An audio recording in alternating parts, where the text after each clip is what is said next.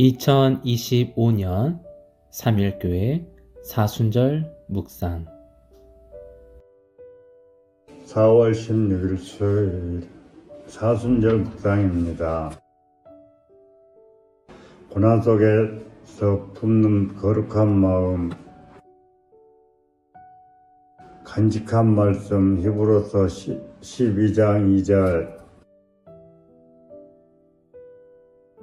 믿음의 주요 또 온전하게 하시는 이는 예수님을 바라보자 그 앞에 있는 기쁨을 위하여 십자가를 참으사 부끄러운 게지 아니하시더니 하나님의 보좌의 우편에 앉으셨느니라. 아멘. 우리는 고난과 역경을 이겨낸 사람에게서 빛나는 아름다움을 보게 되곤 합니다. 물론 모든 삶의 고난을 극복하고 아름다움을 만나게 되는 것은 아닙니다. 현실의 삶에서 어찌하면 바울이 말할 것처럼 모든 피조물에 탄식하시는 상황에 가까움을 것입니까? 고난과 역경 자체는 결코 아름답지 않습니다. 그런데 고난 속에서 발견할 수 있는 아름다움이 있다면 그 고난 속에 속량해가는 마음이지 않을까 생각합니다. 고난을 만날 때 신앙인을 품어야 하는 마음은 하나님이 이 세계의 어두움 속을 속량해 가시는다는 믿음입니다.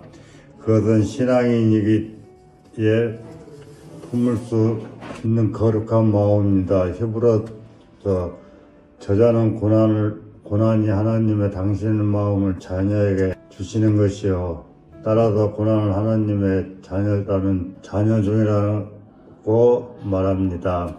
이는 마치 고난 자체에 찬양하는 말처럼 들리지만 사실은 죄악에서 질서가 만들어 놓은 세상의 고난을 역경 속에서 그리스도를 품어야 할 마음과 태도 무엇인지에 대해 말해주고 있습니다. 본문은 우리에게 예수님에게도 고난을 당하셨다는 사실을 일깨워줍니다. 주님은 십자가의 고통을 견뎌내셨고 사람들 미움이 쏟아질 때 참아내셨다고 말합니다. 그러므로 온갖 무거운 짐과 우리의 얽매이는 현실 가운데 있을지라도 지치거나 낙심하지 말고 달려야 할 길을 꾸준히 달려가면 믿음의 근원이요 왕성자의 예수님만을 바라보는 말합니다. 사실 생명의 고난과 함께합니다. 고난이 없는 생명이라 존재할 수 없습니다. 생명의 의미가 가치는 고난을 이겨내는 힘에 있다고 할 수 있습니다. 고난에 맥없이 눌러버리는 것은 죽은 것이지만 역경을 뚫고 싹이 튀는 것은 생명이 살아있다는 증거이기 때문입니다. 하나님의 가시는 하나님의 나라 역시 고난이 없는 온실은 아닐 것입니다. 어느 철학자는 하나님의 나라에 악인으로부터 분리된 선의 나라가 아니라 선의 악인을 이겨가는 나라라고 말씀했습니다. 하나님과 함께하는 삶의 고난을 없는 삶이 아니라 고난을 이겨내는 삶의 그것이 가능한 것은 고난에 일하시는 하나님을 바라보는 거룩한 마음이 있기 때문입니다. 그리스도와 함께하는 길을 대한 성경의 가르침을 좁은 길을 십자가의 길입니다. 그리고 바로 그 길을 마침내 평화와 열매를 맺어 올바르게 살아가게 하는 길입니다. 고난을 마주할 때는 예수님을 바라보면 다시 손을 들고 무릎을 세워 발길을 걸어야 하겠습니다.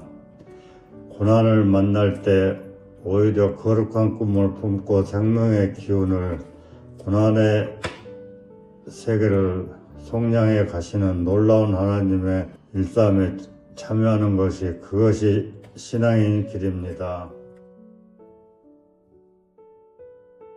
다 함께 기도드리겠습니다.